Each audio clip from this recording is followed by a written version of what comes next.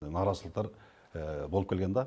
Аларга салыштырмалуу, буга чейинки бийликтерге салыштырмалуу сиздер ушул чек ара маселесин коомчулукка ачык, айкын алып чыгып атасыздар да. Эми ушул дагы көйгөйлөр боюнча айтып берсеңиз.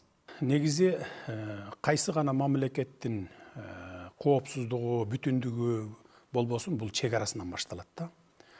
Ошондуктан келип эле биринчи маселебиз бул чек араны бекитип алалы, такташып алалы дегенибиз бул эртеңки мамлекеттин келечеги да, коопсуздугу.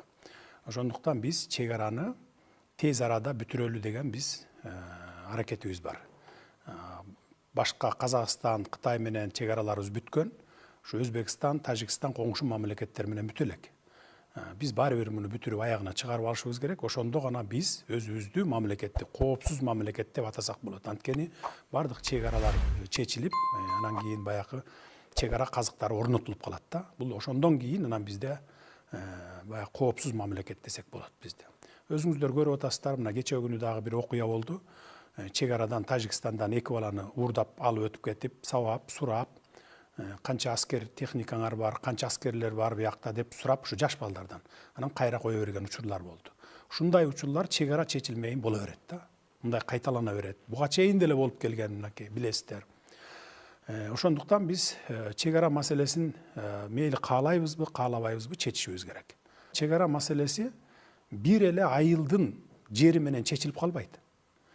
Бир айылдан жер берсек, башка айылдан андан 2 эсе, 3 эсе кылып алабызбы, же ошондой эле жер беребизби, мына ушинтип чечилет. Биз бир мамлекетпиз, чоң мамлекетпиз. Керек болсо Таластан бир жерди берсек, Баткенден ошондой жерди кайра Баткенден алышыбыз мүмкүн. Же болбосо Түптөн бир жерди алсак, мисалы Ат башыдан башка жерди беришибиз мүмкүн. Мына чек ара маселеси ушинтип чечилет. Бир жактылуу эле баягындай мен бизге чечилиш керек деп тура берсең, анда чечилбейт. Ошон үчүн сүйлөшүүлөр менен чечилиш керек да бул. Эми жергиликтүү калк албетте баягы каршы чыгып, биз өз жерибизди бербейбиз, анан туура эмес болуп калды деп аткандан кийин биз жергиликтүү элден дагы кошобуз. Кошуп, мындан ары дагы макулдашып, анан кийин эл менен дагы макулдашып, эсептешип туруп чечебиз мунун баарын. Анан эми мурдакы бийликтерди өзүңүз деле айтып өттүңүз. Мурда жашыруун жасап, жабык эшик артында жасап, макулдашып кол коюп, анан келип парламенттен өткөрүп туруп, президенттер кол койгондон кийин эле өзүңүз айткандай, темир тор тартылгандан кийин эле билинип калчу мурда. Туурабы? Мына ушу жерибиз өтүп кетиптир деп.